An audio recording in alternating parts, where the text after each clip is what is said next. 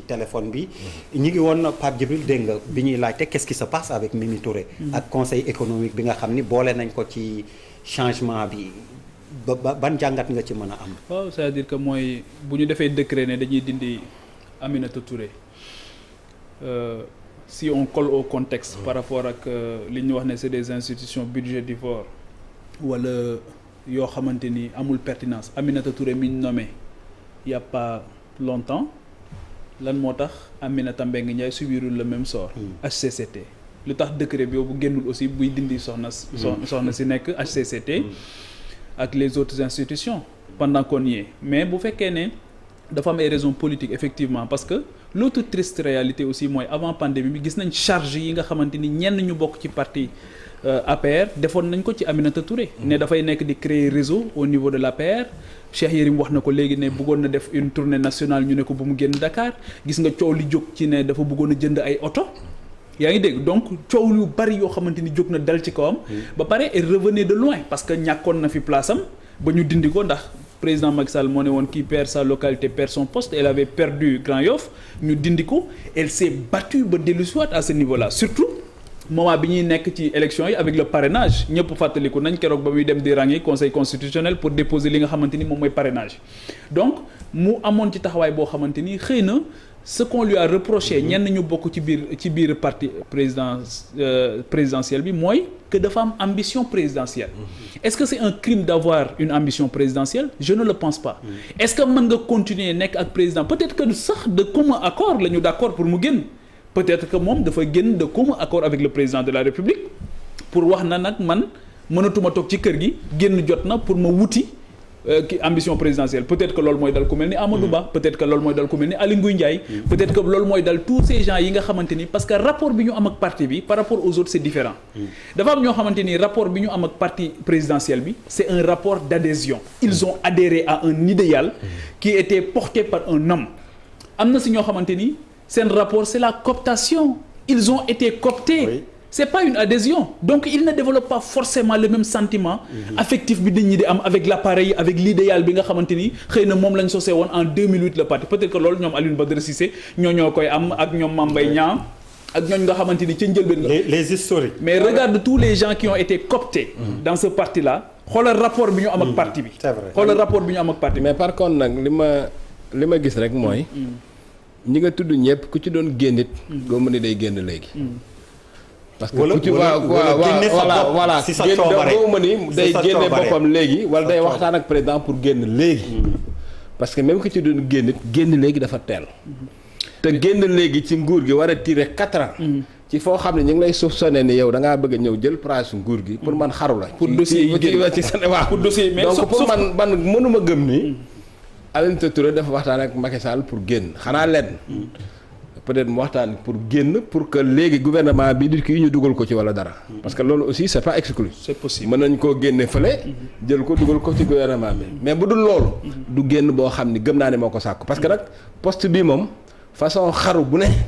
moom def na ko pour am mais xam nga lu garaaw xam nga li garaaw mooy ma ni donc dina ñëw génne ci noonu mais xam nga ce qui est incohérent mooy qu'est-ce qui s'est passé yow koo xamante ni da nga ko consulter jàpp ne mën na laa dimbali mën na dimbali état du Sénégal ci niveau bu stratégique yooyu noonu muy diriger une institution yàggul dara suñ doon décompter ça fait pas longtemps ñu mu jël ko teg ko foofu dafa mel ni sax c'est la première fois dans l'histoire du pays ñu gis ñu jëlee foofu ci institution bi koo xamante ni ci on annonce un remaniement et on élargit exactement jusqu'à une personne qui occupe une institution loolu moo tax ma ne bu fekkee ne de raison politique man dina ma jaaxal trop maintenant li Cheikh Yérim wax léegi te ma d'accord ci encore une fois c'est le président de la République qui doit définir qui doit donner le ton la direction la politique de la nation et ñun le gouvernement là c'est vrai que on peut choisir les meilleurs d'entre nous mais il faut une direction maintenant qui va donner la direction qui va donner le ton wax nga ko léegi poste primature ak yooyu yëpp c'est-à-dire que pour man encore une fois on est en face d'une mare d'incertitude. Voilà maintenant Aminata Touré ay rapport am ak président c'est des rapports yoo xam ni c'est en dents de scie. Comme li nga waxoon nekk na fi premier ministre génn fi toog lu yàgg nekkul dara. ba ci ak ñu jox ko poste boo xam du dara. envoyé spécial xaw ma lan. bon mu toog di xaar conseil économique et social ñu promettre ko ay année mais kenn sañul laal Aminata Tall. mu nekk ay année ndeysaan mu trimé sonn n'importe quoi def façon lobbying bi rek pour jot ci poste bi. donc góob day jot ci poste bi. en un an de la réélection du président mu ni day bàyyi poste bi. alors Cheikh Yérim très rapidement bu ñu nee Mimi Touré war tudd it Mahammed Boun Abdallah Dionne secrétaire général présidence. secrétaire général gouvernement bi it ci décret yi ñu gis ci ñi ñu fi jëlendi la ñu bokk muy Jean-Maxime Ndiaye. ban jàngat lañ ci mën a def autant ñi ngi taxaw sur le cas Aminata Touré mais Dionne était réputé Baye Fall du président. qu'est-ce qui pourrait expliquer. man Dionne moom benn jàngat laa ci am bu leer. Dionne dafa jógee premier ministre nekk ministre secrétaire général de la présidence. oui. bu jógee ministre secrétaire général de la présidence mënuma gëm man. ni Dionne dafay jóge nekk ministre. man mënuma gëm loolu. honnêtement parce que mënoo jógee premier ministre ñëw ministre secrétaire général de la présidence jóge fa nekk ministre man gëwuma lool. jusqu'à preuve du contraire. xëy na peut-être dañu génne fene Aminata Tall pour yóbbu ko conseil économique Aminata Touré pour génne ko bu ko voilà comme député la aussi parce que moom moo jiite woon kii bi xëy na peut-être Moustapha Niasse mooy bëgg a noppal ñu jox ko assemblée nationale mais gisuma naka la mën a nekkee ci politique. sauf que bu Niasse génnee aussi mënul nekk député parce que joxe woon na mandat. ah déedéet mais député titulaire la ba léegi. titulaire la suppléant moo ko remplacé à tout moment bu jógee ci gouvernement mën a retrouver poste am loolu il a son loolu droit am la. donc pour man ñaari hypothèse rek moo mën a am. poste bii mu nekk tey bu ci génnee parce que je ne vois pas Dionne di nekkaat ci gouvernement boo xam ni beneen ministre secrétaire da koy président de la République da koy coiffé. man boog gisuma loolu. donc rien que le fait que mu jógee primature rek. nekk ministre rek c'était un problème pour man bu fa jóge waatee nag nar a nekk ministre simple wala dara man gëwuma ni Dionne dina accepter loolu. donc li ci des li fi nekk ñaar rek mën a nekk soit mu génn définitivement wala bokk ñu jël conseil économique social environnemental jox ko. wala boog Moustapha Niasse dem reposer ji mu jëraat mandaam député nekk président de l'Assemblée nationale man ci Dionne loolu laa ci gis daal. Jean-Maxime. non mais moom fonctionnaire la. Jean-Maxime c'est autre chose moom il n'est même pas politique moom fonctionnaire la. fonctionnaire la administrateur la kooku moom président mën na ko yóbbu fu ko neex. oui parce que moi je reviens sur les urgences au-delà des personnes c'est vrai que mën nañu def casting bu nekk mën nañu def météo politique bu nekk par rapport ak ñoom kuy ñëw ak yooyu mais wax nañ léegi ne le moment est crucial mais bu ñu fàtte ne aussi ñoo ngi ci biir campagne agricole. ñoo ngi ci biir en campagne agricole ñooñu dañoo amoon interlocuteur jusque là est-ce que da nga ñëw rompre ce lien là ils en ont besoin boo jëlee tey jii li ma tuddee woon léegi les secteurs stratégiques mooy la pêche ñoom aussi ils ont besoin d'interlocuteurs parce que secteur bu jaxasoo la mais le secteur de la justice bi nga xamante ni dafa transversal mais DER nan nga bëgg a rendre ce pays attractif dans ce secteur de la justice pendant des mois mu am benn dialogue de sourds boo xamante ni kenn demul kenn dikkul kenn mënul siffler la fin de la récréation et que boo jëlee dans tous les secteurs à chaque fois que les acteurs de ce secteur ont des soucis seen yitte mooy gis le président de la République ils veulent pas voir le ministre. alors nga baal ma rek waxtu wi dañoo tënk am na yeneen gan yu nekk ci ginnaaw war a yegg si ñu leen di jéggalu ci taaxirlu bi ñu ngi bëggoon waxal ban taay la gouvernement bi war a am orientation esprit bëri na lu ñu bëggoon évoquer ñan ñooy des ñan ñooy dem ci la ñu newoon nii mais temps bi daf ñu ko mayul dañoo tànc mais dafa am lu am solo tamit lu ñuy xaar ci gouvernement bi y a des opposants qui vont entrer très rapidement en 2 minutes ku ci nekk rek PDS PS réew mi ñoom ñëpp ñu ngi leen di lim ci ñuy dugg Cheikh Yérim gaw ma ni PDS historique dafay dugg waaw bu ma nee PDS waaw mais ay Oumar Sarr voilà ci ay Oumar Sarr rek groupe boobu ak ñeneen ñi nga xam ne génn nañ PDS moom c'est pas exclu ñu dugg parce que Oumar Sarr quand même réerul kenn ni moom fi mu toll nii gën naa jege yoog borom réew mi tendance PDS yu bari aussi gën nañ jege yoog borom réew mi et je pense on parle de Maître Amadou Sall. waaw justement ñooñu moo tax man la stratégiquement ñooñu comme génn nañ bokkatuñu fenn. je veux dire rapproché wu ci nguur gi sax mën naa doon lu gën a baax. pour réew mi. non réew mi moom bu fi Idrissa Seck duggee ci gouvernement bi il joue son va-tout. pour man benn condition rek moo war a tax mu dugg mooy Macky Sall jox ko garantie ni ko en 2024 da koy jàppale pour mu dem. tu comprends.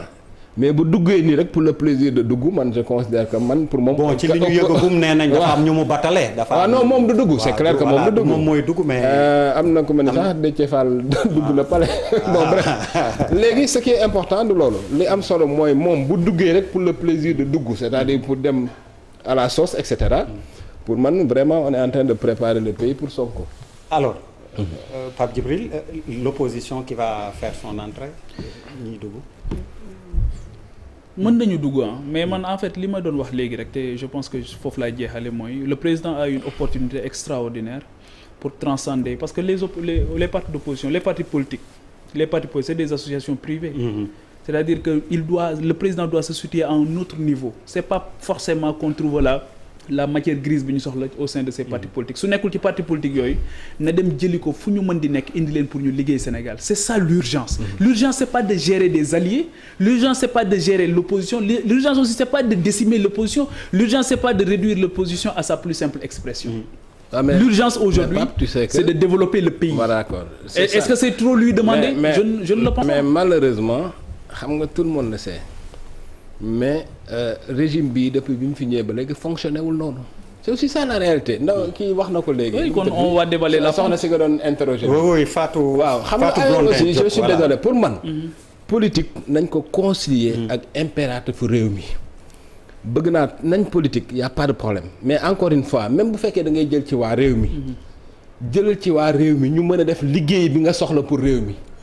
mais mënoo jël ci parti bi parce que kii moo la ko jox kii ngay jël mu doon politicien kese. mais parti bi on te propose. voilà nga jël jox ko wala boog bu ma demee bay jël ci parti réew mi ma ne la écoute man tel poste laa bëgg jox ma nit ku am profil bii. wala man la jox ma 10 personnes ma tànn ci ku ma neex. ma mën a tànn koo xam ne nii liggéey bii ma bëgg a def loo mën na ko def parce que nag je vais t'expliquer une chose. crise bi am waaw. ak Covid bi conséquences yi muy am bu fekkee ni jëluñu ci leçon. pour defaraat agriculture du Sénégal pour defaraat industrie du Sénégal pour jël expertise maanaam ñi am xam-xam Sénégal yëpp ñu dajale leen pour ñu liggéey réew mi donc liñ fi jot dal yëpp du ñu jariñ alors que génnaguñ ci Covid bi parce que du ñu jariñ dara métti du ñu jariñ dara. voilà merci beaucoup jërëjëf Cheikh Yérim Seck ak Pape Djibril Fall doon leen gunge ci ngoon ba léegi ak xibaar bi gouvernement bu Sénégal bu yees bu ñuy xaar ñi ngi naan ci waxtu yi ñu dëgmal ñenn ne mën na ci bañ a yegg ne xëy na suba alors léegi nii dañuy continuer ànd ak yéen ak yeneen gan yoo xam ni waxtaan wi ci foofu rek lay sukkandiku jërë ngeen jëf.